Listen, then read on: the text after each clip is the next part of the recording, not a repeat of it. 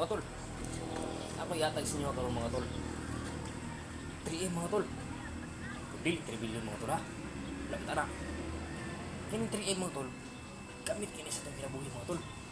Asan ka mga to? Tay lugar nga tuan, nakampas trabaho.